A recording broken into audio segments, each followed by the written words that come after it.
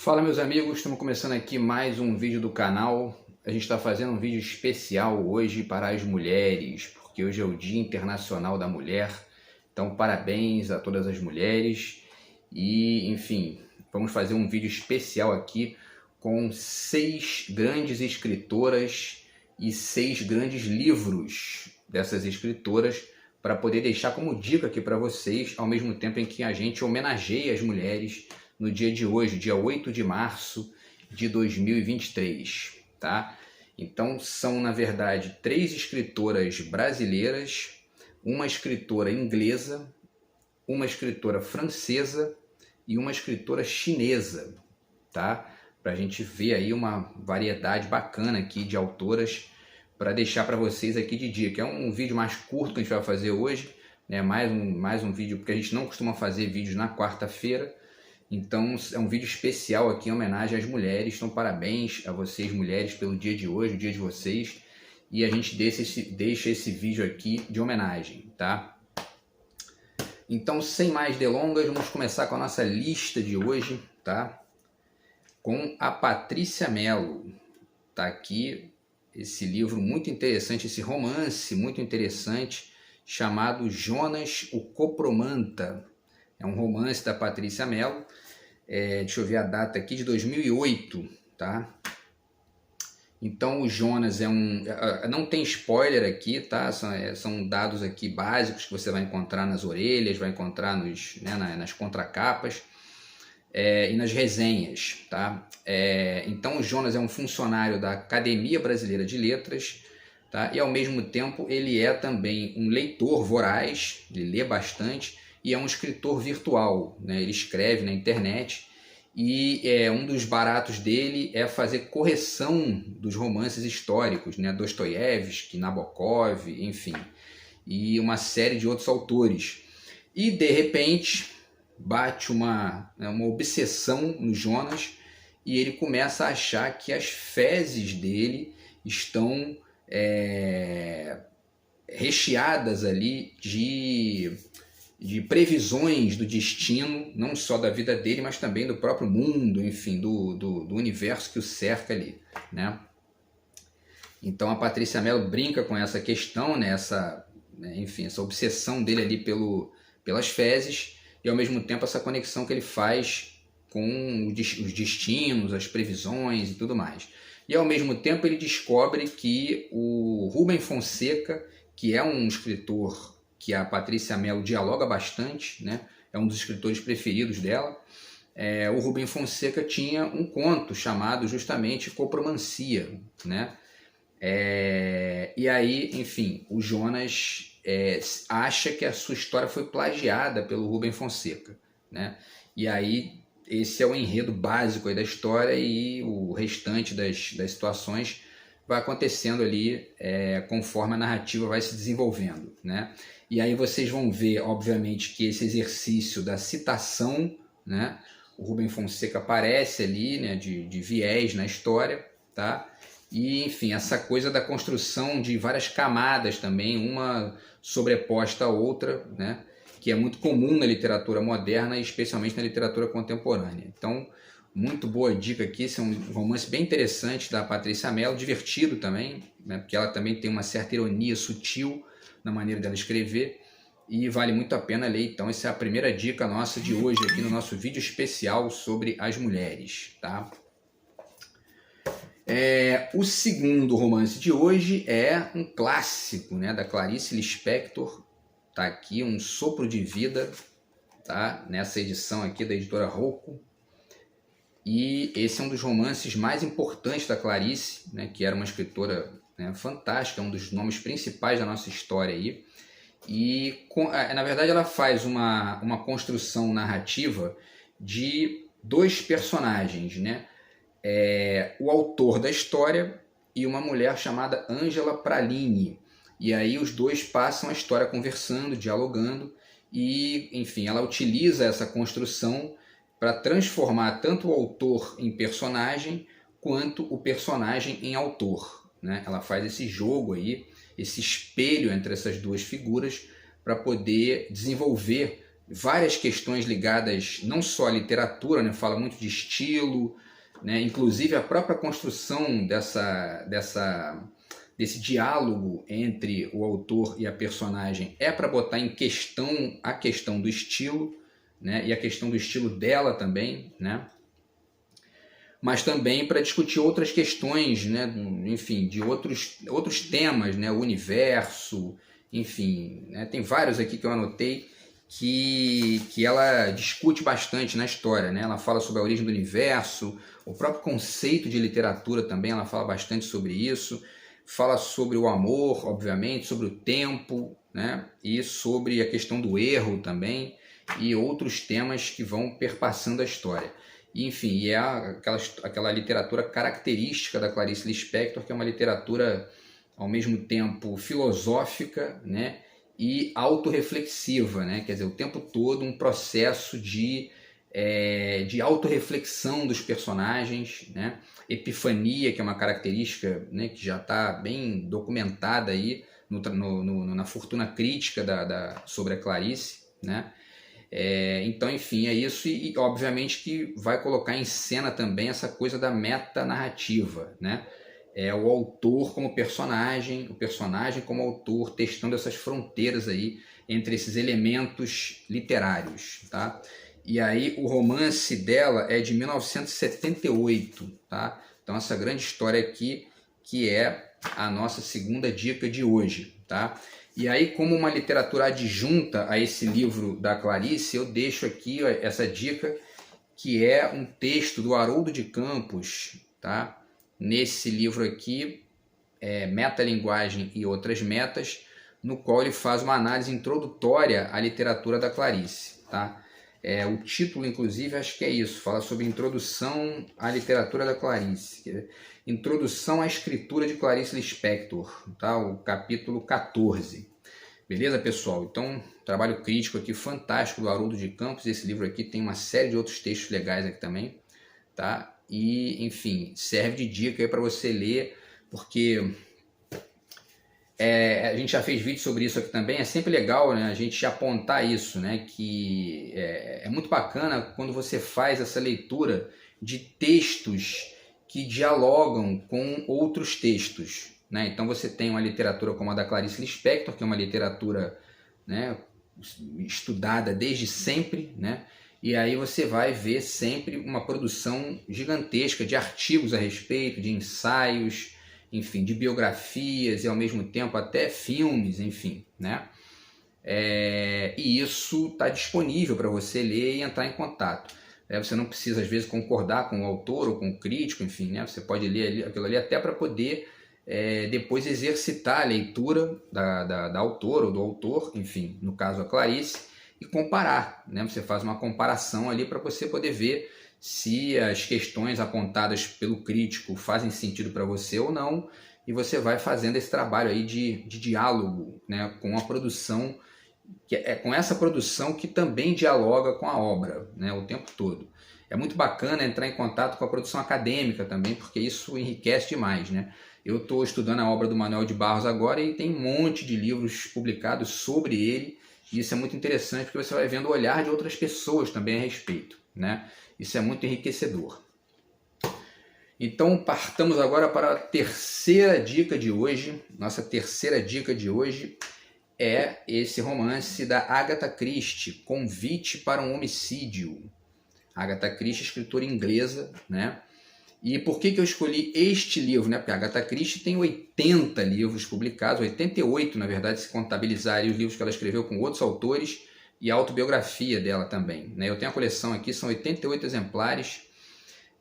Mas por que eu escolhi esse livro? Porque esse livro traz, né, a Miss Marple como personagem, que é uma outra mulher, né, uma personagem mulher, que é a protagonista de vários romances da Agatha Christie, e é uma espécie de Poirot de saias, vamos dizer, né? A Miss Marple é a Miss Jane Marple, né? É uma senhorinha que mora numa cidade chamada St. Mary Mead, né, no interior da Inglaterra, e ela tem essas características de investigadora que são, né, muito comuns nos detetives da história dos romances policiais e do Hercule Poirot, que é o detetive principal da Agatha Christie. Então, enfim, a Miss Marple é a personagem, né, mulher, né, feminina da Agatha Christie nesse âmbito das investigações, nesse âmbito do trabalho ali de descobrir pistas e descobrir os assassinos, ou enfim, quem cometeu o crime e tudo mais, tá? E nessa história aqui, Convite para um Homicídio, o enredo é o seguinte, né? Tem uma notícia no jornal, o nome da cidade deixa eu ver aqui, a cidade é Chipping Cleghorn, é o nome da cidade, né? E aí tem uma notícia de jornal que convida as pessoas para um homicídio que vai acontecer numa residência lá. Todo mundo acha que é uma brincadeira, né, e tudo mais, de repente chega lá, acontece mesmo o crime, né? Na casa de uma mulher chamada Letitia Blacklock, né? E aí, enfim, acontece o crime, né? Acontece lá o assassinato e, obviamente, que os investigadores são chamados para poder tentar resolver a situação e eles não conseguem, eles vão ali tendo dificuldades e quem chega para poder realmente resolver essa questão a partir de uma postura perspicaz, ali, sagaz, né? De perceber os detalhes, as sutilezas nas falas das pessoas e tudo mais, aquele olhar aguçado para entender ali os detalhes, né, das situações, é justamente a Miss Jane Marple, que é a Miss Marple, né, que é essa protagonista detetive do cotidiano da Agatha Christie. Então, é a nossa terceira dica de hoje aí, tá? O Convite para um Homicídio, mais um romance sensacional aí da Agatha Christie. E a Agatha Christie é uma escritora que mora no meu coração, né, desde sempre, porque foi uma das primeiras experiências literárias que eu tive ali de maneira mais ampla, né? Daquela coisa porque a gente lê muito, quando a gente é criança, a gente lê muito, né, por obrigação da escola, né? Então tem vários livros que a gente lê, né? E eu lembro de muitos que eu li por obrigação da escola, que são bons e tal, mas aqueles livros que você começa a ler por vontade própria, né, porque você escolheu, porque, né, sem nenhuma pressão e tal, marcam bastante, né? E a Agatha Christie mora no meu coração por isso, porque está nesse lugar aí, na minha história. Então, enfim, Convite para um Homicídio é a nossa terceira dica de hoje no nosso vídeo especial para as mulheres, tá? E aí vamos partir para o nosso quarto livro, para a nossa quarta dica de hoje aqui, tá? Que é esse livro de poemas, A Poesia Concreta de Yu Xuanji, que é uma poetisa, ou poeta, enfim, hoje a palavra serve para os dois sexos, né? Da dinastia Tang, tá? E a dinastia Tang foi uma dinastia que aconteceu na China entre os anos de 618 e 905 depois de Cristo. Então, mais ou menos 200 e, enfim, quase 300 anos ali de dinastia, porque a história da China é assim, né? É a história de várias dinastias, né, que vão governando até serem substituídas por outra, enfim, por um motivo ou por outro, por guerra ou por falta de descendentes, enfim. E essa dinastia Tang foi uma dinastia muito caracterizada por uma produção cultural muito vigorosa, inclusive no âmbito da poesia, né? E esse livro traz uma introdução dos tradutores, né, o Ricardo Primo Portugal e o Tan Chao, que são dois tradutores da Unesp, tá? Da Universidade do Estado de São Paulo. Então tem um instituto lá chamado Instituto Confúcio, que está sendo responsável nos últimos anos por traduzir textos do chinês para o português, quer dizer, gerando aí para a gente a possibilidade de conhecer uma cultura tão diferente quanto a cultura chinesa, e nesse momento tão distante da história, né, que é aqueles, né, os séculos 7, 8, 9 ali, depois de Cristo, tá? Quer dizer, mais de 1000 anos aí de diferença, e a gente está tendo acesso a esses textos aqui. E aí, enfim, a poesia dela é uma poesia interessante, porque é uma poesia são obras curtas, né? São poemas curtos, e que trazem algumas marcas da língua chinesa clássica, né? Que é a ausência de conectivos, e aí os tradutores comentam aqui essas dificuldades de traduzir para o português, e isso é muito rico, porque isso mostra para a gente essas diferenças entre as línguas, que também se refletem, né, como diferenças culturais, enfim. E isso é muito enriquecedor, né? E, bom, são 48 poemas e 5 fragmentos de texto da Yu Chuan-ji, tá? E essa edição também traz várias notas de rodapé riquíssimas aqui dos tradutores, ensinando, né, não só aspectos da tradução, mas também aspectos culturais da China daquela época, né?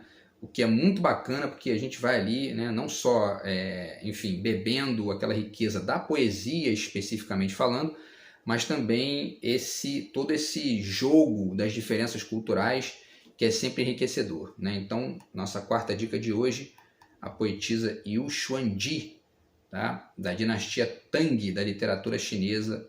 Dica aí do Dia da Mulher para vocês hoje, tá, pessoal? E aí, só para completar aqui ainda a dica da Yu Xuanji, tá? Tem esse trabalho aqui que também é da mesma editora, dos mesmos tradutores, que é a Antologia da Poesia Clássica Chinesa, da dinastia Tang. E aqui você encontra vários poetas, mais de 30 aqui. E, enfim, são trabalhos interessantíssimos para a gente poder fazer essa comparação aí, né? E, enfim, aprender coisas novas, né? Que é sempre muito legal, tá? Nossa quinta e penúltima dica de hoje é esse livro aqui que eu já falei outras vezes aqui no canal, né? Que é um livraço, A República Mundial das Letras, da Pascale Casanova, que é uma pesquisadora francesa, foi aluna do Pierre Bourdieu, tá? E nesse livro ela vai fazer uma reflexão sobre a formação da literatura europeia, né? E de certa forma da literatura mundial, né? Porque mas quase toda a literatura ali do Ocidente, né, é produzida depois da Europa, né? A gente acabou de falar da China aqui, que já produzia literatura antes disso, né?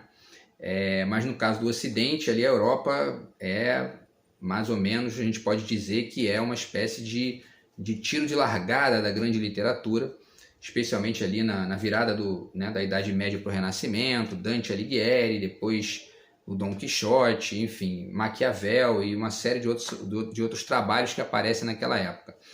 E aí a Pascale Casanova vai fazer aqui uma reflexão para apontar que Paris, né, vai se colocando aos poucos como a grande capital da República Mundial das Letras, que é justamente esse mundo da literatura que funciona, né, algo à parte do mundo geográfico e político ali, mas também com conexões importantes com a geografia, com a geopolítica, que ela aponta de maneira muito interessante aqui, né? Inclusive para denunciar o quanto que em certas abordagens essa perspectiva política é negada, né? Ou às vezes ignorada de maneira ingênua, né? E aí, enfim, uma das coisas interessantes desse livro, que eu falei inclusive agora no vídeo sobre o Complexo de Vira-Lata, é que ela aponta, né, o quanto que foi importante a França negar o latim, né? Para poder construir a sua própria história ali, para construir o seu próprio roteiro, né, e fugir daquela amarra do moralismo cristão, enfim, de todo o resto. E aí isso vai desembocando também em outras experiências na Europa. Ela fala da Alemanha, a experiência da Alemanha também é interessantíssima. Ela fala do Shakespeare, enfim, e vai falando. E aí ela chega em experiências periféricas, né? Tanto na Europa, vai falar do Kafka, vai falar da experiência da Irlanda, né, que vai gerar o Beckett e o James Joyce, né, além de outros escritores, e fala também de experiências fora da Europa, né, inclusive do Macunaíma, do modernismo brasileiro, especialmente do Macunaíma, e de outras experiências na África também, enfim, né, e tudo mais, tá? Então, livraço. E é a nossa quinta dica de hoje aqui, A República Mundial das Letras, da pesquisadora Pascale Casanova, francesa, tá? Esse livro é do ano de, vamos ver aqui, 1999, tá? Na virada do milênio ali, ela publicou esse livro na França, beleza, pessoal? E por último, vamos finalizar com a nossa sexta dica de hoje, tá? Que é esse livro Como Ver um Filme, da Ana Maria Baiana, Então é um livro que a gente pode chamar de, né, ele é meio crítica e meio filosofia, né, o que no fundo é a mesma coisa, né? Mas enfim, e aí ela faz uma reflexão aqui muito interessante sobre como que o processo de formação e de produção dos filmes se dá, né? Como que acontece ali, como que os filmes são construídos, né? Como é que eles são projetados no roteiro, né? E aí, enfim, ela tem um diálogo importante também com Aristóteles, né? Com o trabalho poético do Aristóteles. Ela discute muito e utiliza muito os conceitos do Aristóteles aqui dentro, especialmente o de catarse, né, e tal. E, enfim, fala sobre vários gêneros e estilos cinematográficos, né? Ela fala de 5 especialmente: o drama, né? A comédia, né? Os filmes de ação, ficção científica e os thrillers de suspense e terror, né? E ao mesmo tempo, e ela fala também sobre o processo de criação, né? Como é que se cria, né? Porque o cinema ele é muito imagem, né? Ao mesmo tempo que é também ali, né? Todo o entorno que gira, né? na produção, linguagem, as narrativas, os diálogos, enfim. Mas essas questões de imagem são muito importantes também, luz, sombra, né? E tudo mais. Ela fala muito sobre isso. E o quanto que isso se reflete nas camadas simbólicas do filme, né? Isso aqui é muito interessante, é uma das grandes contribuições dela aqui e de outros pensadores também que, né, que se debruçam sobre o cinema para fazer filosofia do cinema, né? O Ismael Xavier, enfim, outras figuras bacanas que a gente tem aqui no Brasil. Então, ela põe em cena aí aqui no debate filosófico esse caráter do filme de não ser apenas uma peça de entretenimento, né? Porque é legal a gente se divertir, ver um filme para se divertir e tudo mais, isso é muito bacana, é fantástico, né? É muito legal isso. Agora é legal também a gente pensar um pouco também sobre o processo e sobre, né, como que essas coisas são construídas, se colocar no lugar do diretor, né? Porque isso ajuda, inclusive, a ter uma perspectiva mais inteligente ali sobre essas produções, né? Porque muitas vezes os filmes são feitos, né, a partir de certas tendências ideológicas e muitas vezes políticas, na maioria esmagadora das vezes, né? Não dá nem para dizer que existe algo diferente disso. Mas enfim, e tudo isso, quando você adota esse olhar crítico, né, você aprende muito, porque você sai dessa perspectiva só de curtir o filme, né, enfim, e você aprende também detalhes sobre as histórias e tudo mais, tá? Então, essa obra da Ana Maria Baiana é muito legal, o livro é de 2012, tá? E é a nossa 6ª dica de hoje aqui do nosso vídeo especial sobre o Dia das Mulheres.